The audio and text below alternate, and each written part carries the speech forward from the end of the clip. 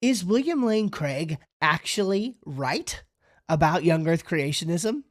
Well, hey, in this episode of the Winsome Creationist, we're going to look at a clip from Dr. William Lane Craig where he says something about young earth creationism that is not only right, I think it's one of creationism's biggest problems that it has. And for you to hear me say that might be kind of odd, but let's play the clip, get the context, and then we'll talk about it a little bit. Here's William Lane Craig on young earth creationism. The evolutionary biologist Eugene Koonin pulls no punches. This is what he says, and I'll close with this quote. He says, in the post-genomic era, all major tenets of the modern synthesis, that's Dawkins' preferred model, all the major tenets of the modern synthesis are, if not outright overturned, replaced by a new and incomparably more complex vision of the key aspects of evolution. So, not to mince words, Koonin concludes, the modern synthesis is gone. Bill, those things that you mentioned there, they bring up some important issues because they're going to be perhaps some of our young Earth friends who say, see there, this just shows, these problems show that evolution is not true. And yet other believers who would hold to evolution in various forms to say, no, it doesn't show that. It just shows that perhaps, though, that more intelligent intervention would be required because of the complexity of some of these things. Do you see where I'm getting that? How people are going to take this data? And, the points that I've made here have been made for years by creationists and advocates of intelligent design, but I think they were largely ignored because all they could do was poke holes in the evolutionary paradigm, but they had no better alternative to offer in its place. He's right. He's really right. All we could do was poke holes, but we had no alternative to offer in its place. Kind of. He's mostly right about that. Now, here's where he's wrong. And young earth creationism is certainly not a credible alternative to explaining the history of life on this planet. So I think that what we learn from the evolution of the theory of evolution and the extended evolutionary synthesis is that Dawkins' confidence in Charles Darwin and saying that Darwin solved the big problem, that it's all wrapped up now, is just smoke and mirrors, frankly. Amen. And we need to continue to advance in trying to understand the causal mechanisms behind the origin of biological complexity on this planet. And it is not at all implausible to think that this is under the directing supervision of a cosmic intelligence, though I'm not making that point. My point here is much more modest, simply that Dawkins has grossly exaggerated for his audience the extent to which Charles Darwin has solved the big problem.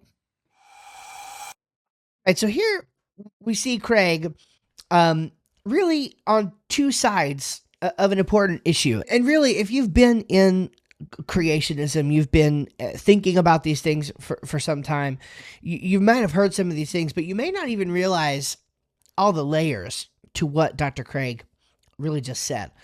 So there's a few different issues here. One issue is that the creationists have been making a lot of the same points for years that Dr. Craig is making now and that others are making now, which he is repeating. Okay, that's one bit of data, and we've seen this over the past few years. We've seen as Dr. Craig himself has started to shift his opinions on how he believes, say, the evidence for the humanity of Neanderthals. Well, the creationists have been screaming this from the rooftop for decades now. And so finally we are being vindicated in our beliefs on that.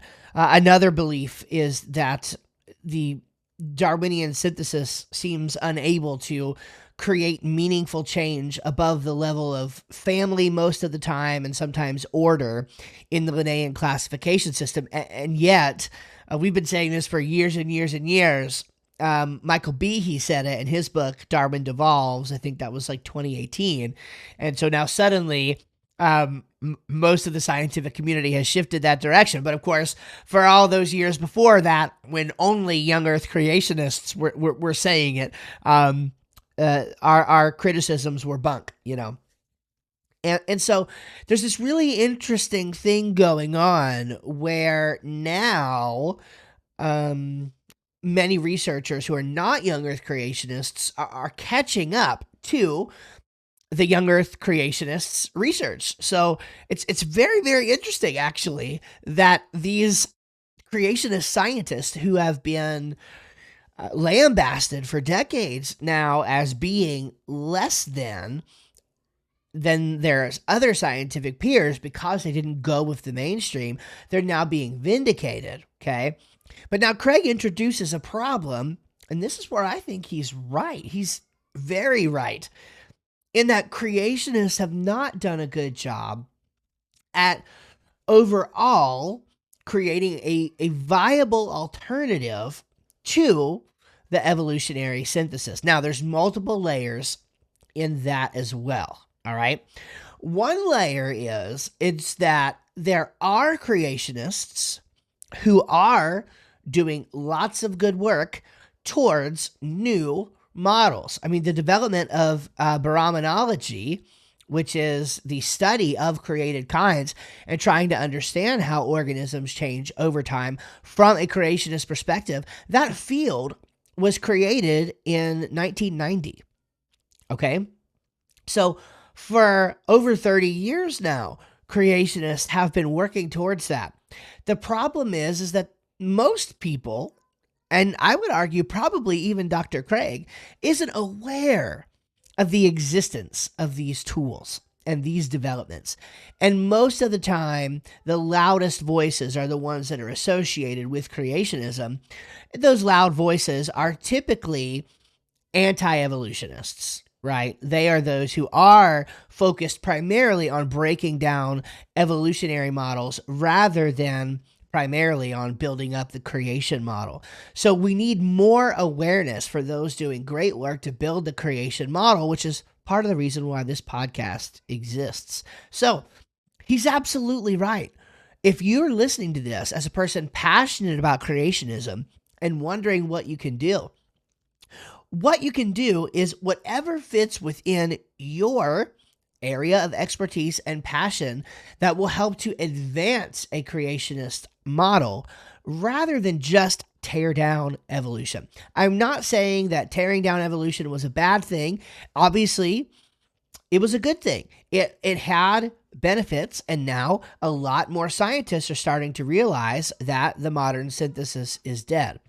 The problem is, and this is another layer to what's happening, is most people don't realize, maybe even most of you listening, that there's a difference between the mechanisms driving evolution and the observational data of molecules to man evolution.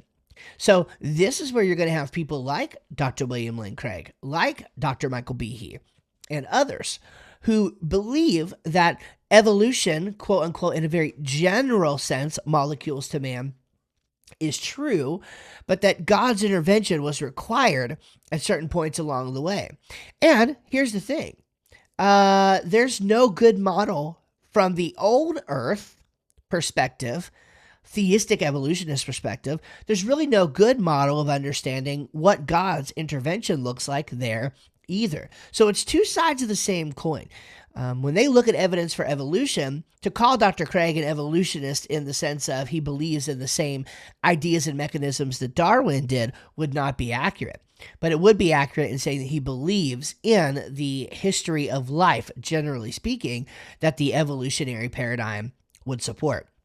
What creationists have done is to really take all this data to its logical conclusion and line it up biblically and say, maybe if the evolutionary synthesis that we currently understand is wrong. Instead of looking for new mechanisms within the current old age paradigm, maybe we should just return to the biblical paradigm and see how things work and fit there.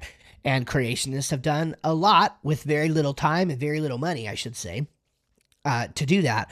And they need more time, they need more money, and they need more support. Okay.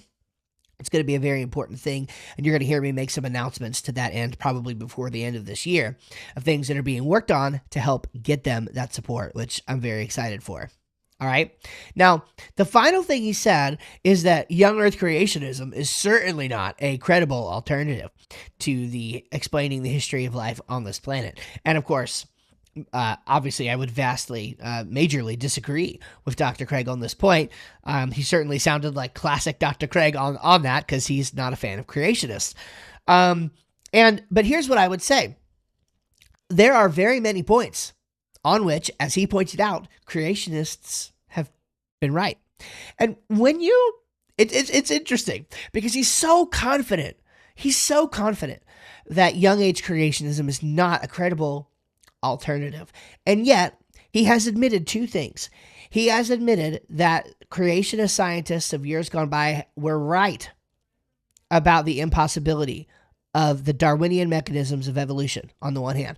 On the other hand, in his published work and in a lot of his teaching, he admits that creationists are right about the fact that the history of the church has largely believed in young age creationism. Okay, that has been the model, and other than his mytho-historical take, he said it is absolutely the most plausible explanation of the data of Genesis 1 through 11.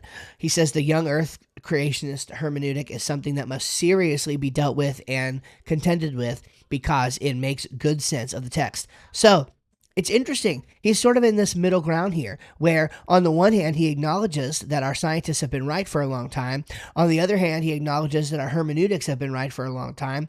But he's in this place in the middle where, and I don't know if it's a credibility thing with the academia or what, but he's just unwilling to make that logical jump, that connection together, that, maybe the solution is both. Maybe the solution is there is a scientific way of understanding the history of life on Earth within a young age creationist paradigm. And I'll just close this episode by saying, Dr. Craig, come on in. The water's fine.